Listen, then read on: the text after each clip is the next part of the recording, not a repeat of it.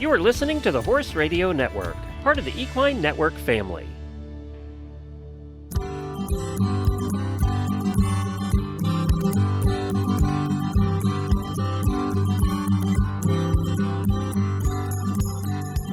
Welcome to this episode of the Business of Practice podcast, where we focus on the business and human sides of equine veterinary medicine.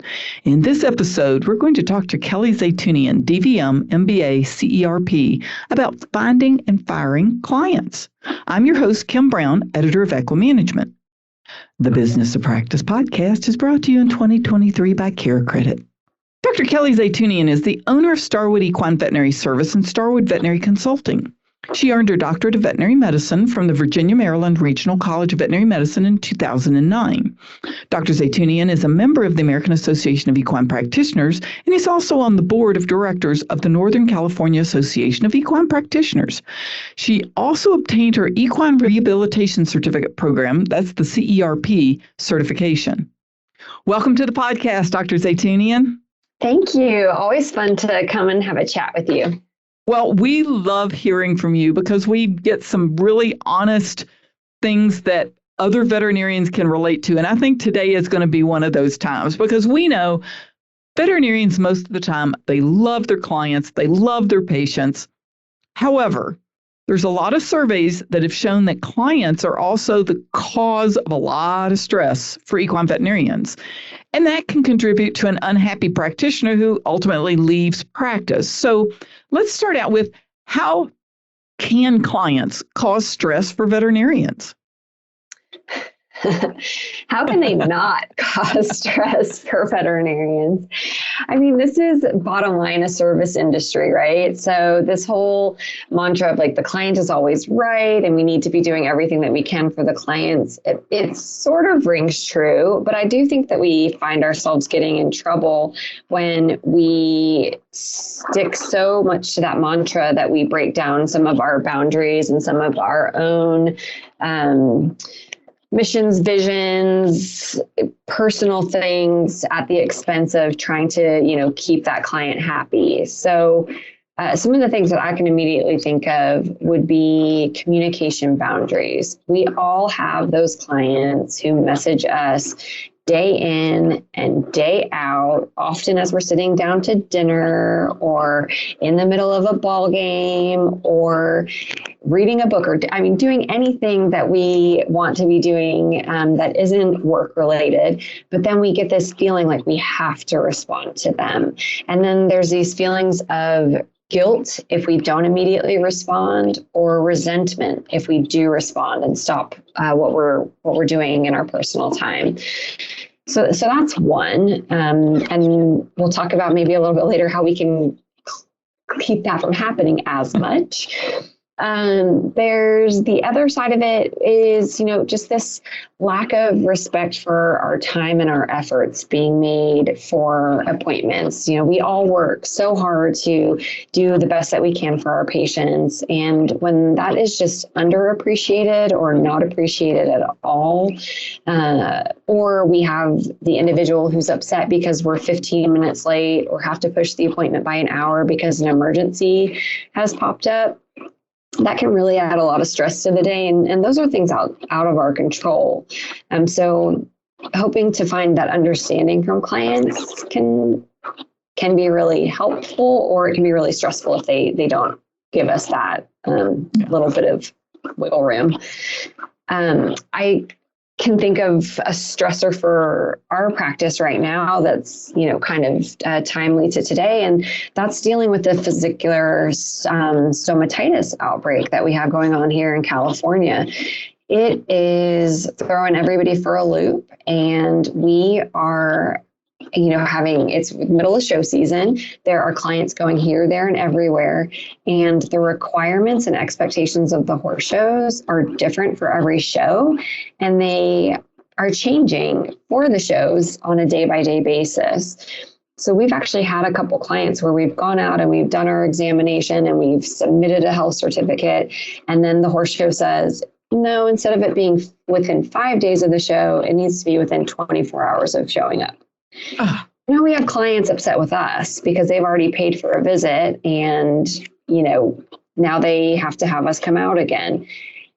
Well, we didn't change the regulations. Yeah. We've just trying to do our best, but that is creating quite a bit of angst at our clinic at the moment. So dear. I'm sure as people are listening, they can think of other scenarios and situations that would probably be relatively similar. The Business of Practice podcast is brought to you by CareCredit. CareCredit keeps equine veterinarians at the heart of care by providing horse owners with simple, budget-friendly financing options. By bridging the gap between cost and care, CareCredit supports healthy financial relationships between veterinarians and their clients. It can help them move forward with care a horse needs whenever and wherever it's needed. So how can veterinarians help set their clients up for success with their practice? I think the biggest thing that you can do, and you just, at this point in this day and age, have to do, is have your clients, anybody new, and even your existing, sign a client fee agreement. And really, it's a client relationship agreement because it goes beyond just fees. It really outlines expectations for payment, yes, but also care and what the client needs to do to stay in good standing for you to provide emergency coverage. The routes of communication or modes of communication that they should reach out to your clinic. Our specifically says that doctors do not text message so that they don't think that they can just do that. It also includes in it how we expect our entire team to be treated, because that's been a big concern. It's not just the doctors that get stressed out or used and abused, but it's the entire team. And I think that having that outlined for your clients can really help them to know how they can expect to be treated and also how you expect them to treat you and your team. And formalizing and physically having them sign something, there's a mental or a psychological component to just that act of signing off that really formalizes the relationship and solidifies those expectations, I think. Yeah, I agree with that. And it's something you can always go back to when they say, well, but I needed to text you because I needed you to come out because now the show is saying, it's like, that's not how we do this. Exactly. So when you're looking at that, how do you find clients that are the right match for your practice? And every practice is a little different. Absolutely. I think the saying, birds of a feather flock together. So our best clients or our best new clients often are referrals. A trainer that we have a great, outstanding relationship with and a good rapport brings on new members. And those are nice because they're just already sort of ingrained into the way things work. So there's less upfront training required, which is really great. Somebody else does the training for us or self-selects.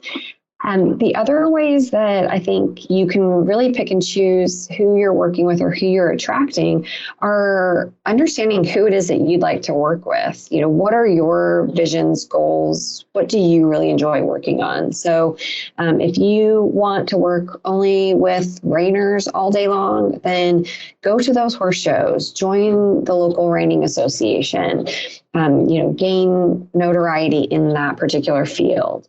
If you only want to work with dressage riders, then take lessons at a local barn or board your horse at the top-notch dressage clinic in the area so that you can kind of start to establish those relationships. But also, if you're keeping your horse or you're taking lessons, establish the, I'm wearing the rider hat, my helmet's on. When I would go out to ride, I would always have if I'm wearing my helmet, I can't help you. Yeah. And people were pretty respectful of that. But it did help me to gain some hunter jumper clients. So that was nice. That's a good point. Yeah. And certainly, if education is important to you and you really like building that collaborative environment and having clients that really want to know the why behind what you're doing, offer educational seminars as another opportunity to pick out those clients who are really going to be invested. That's a really good point. So let's go to the other end of the spectrum. That's how you attract and keep the people you enjoy. So how do you consider which clients should not be your clients anymore? And we call it firing a client, but it really is just changing the relationship so that they are no longer your client. So I guess it is firing, but it's like a conscious uncoupling, right? Isn't that the new? So I like to recommend or follow the 80-20 rule, or think of it that way. 80% of our clients are really kind of just like that. They're doing the work, they're doing the things. 20% tend to be the biggest problem child. And it's usually in reverse. The problem children are not usually the ones that we are making the most revenue or really enjoying working with the most. So for me, we break it down at the clinic into values-based cuts or resource-based cuts of clients. So what I mean by values are, who does your front desk have to spend the most time talking to? Does it take 5 times back and forth with this client just to set up a simple vaccine appointment? That's wearing into a lot of time if you start to do the math on that back and forth. Are those clients worth your time? Or is there just a client who every time you have you go out there for your wellness exam, they're fighting you tooth and nail on performing the basic care and the basic vaccinations that need to be done? It seems to me like those clients maybe just don't align with what the practice is looking for from patient care. And so those would be clients that, from a values perspective, we would want to cut our ties with. And then there certainly is the resource perspective. That's those clients who maybe you don't see much business from, but they'll call you, for that emergency that's been sitting there for a week, and now it's Friday at 5 p.m. and it's time for you to come and look at it. Or that client who's actually perfectly lovely and nice, but maybe lives at the far end of your call area. You only see them for the basic vaccinations twice a year. It's just sort of not worth your time. It's nothing against them, but just maybe not worth keeping with. And there's maybe somebody closer that could better serve them. Yeah. And how do you go about breaking up a relationship like this? I mean, sometimes you don't have a good relationship anyway, because they, like you said, you might see them once a year, maybe, if you remind them. But so how do you go about it? Yeah, it's really tough, right? We feel guilty and we worry that by cutting ties, especially with these individuals, that it's nothing against them. They're perfectly lovely, but it just doesn't really make business sense. You don't want to leave these people high and dry. And we get into veterinary medicine because we want to help all of these horses, but we can't help all of them. So for those individuals, it's, a resource concern or a time concern. We basically just send them a formal letter. Ours is through email, because we do get the signature response that they've received it, or the read receipt.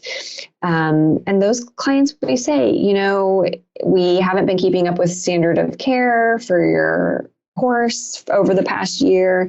We think that you would be better served working with somebody, closer to you, or whose values aligned or whose services align with more of what you're looking for. Please let us know if you need any assistance transferring care to another clinic. Here are your medical records attached.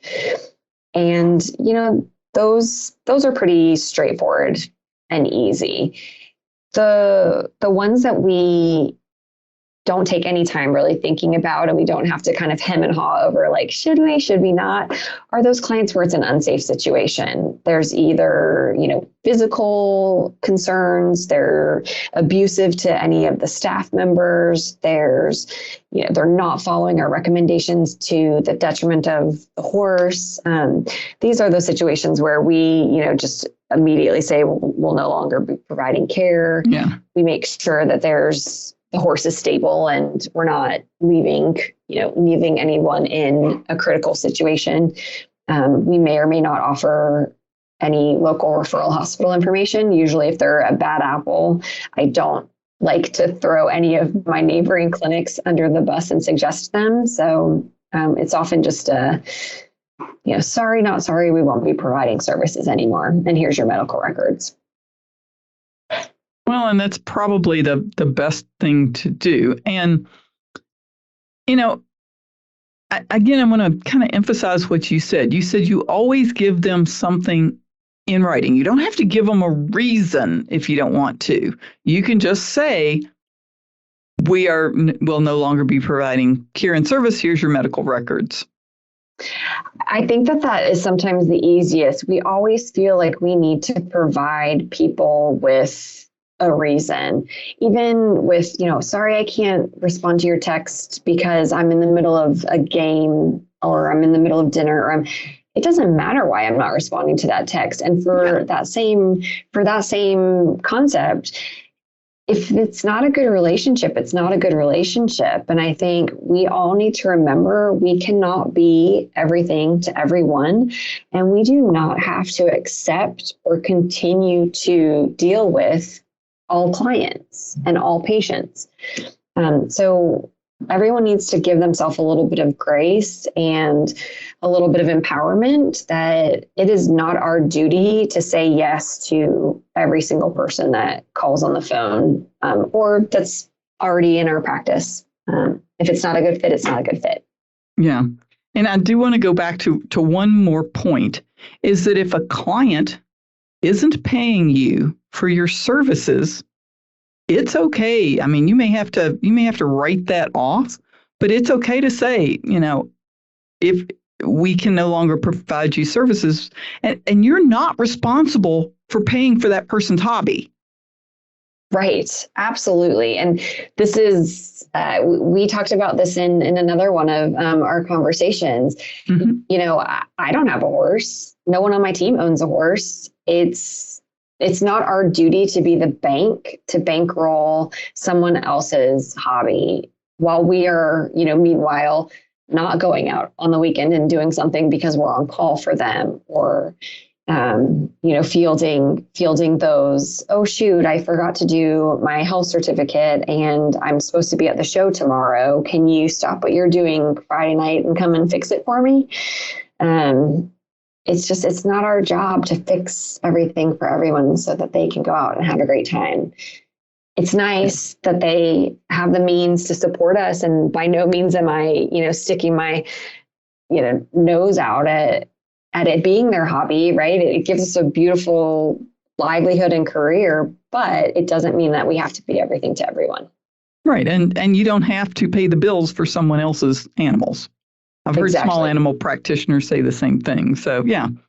And then there's the old, lack of preparation on your part does not constitute an emergency on mine. So, absolutely. I wish I could put that on our voicemail.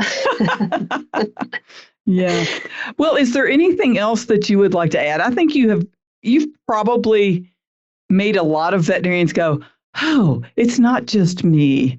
And maybe given them some suggestions on how to get out of some of these bad relationships with clients. Yeah, if nothing else, if we can, leave everyone with sort of an action item, having listened to this podcast, it's sit down by yourself or with your team, really even better if you have others that are interacting with the clients, and ask those questions. Are there some clients that are just dragging us down, wearing us out, that really are not a good cultural fit? And is it time to let them go? Or do we have those clients that we're constantly trying to hunt down for money and it's not even worth the business that they come by? And maybe it's time to let them go. We'll call it summer cleaning instead of spring cleaning, but that would be my recommendation for everybody. Well, I think that is a great recommendation. And as always, Dr. Zeytoonian, thank you so much for joining us on the Business of Practice. And a big thanks to our sponsor, CareCredit, who lets us have the time and space for these conversations that I think are important. And we invite all our listeners to visit equimanagement.com or your favorite podcast network to hear other episodes of The Business of Practice. And if you have any questions or suggestions, you can send an email to me at kbrown, that's the letter K Brown, at equinenetwork.com.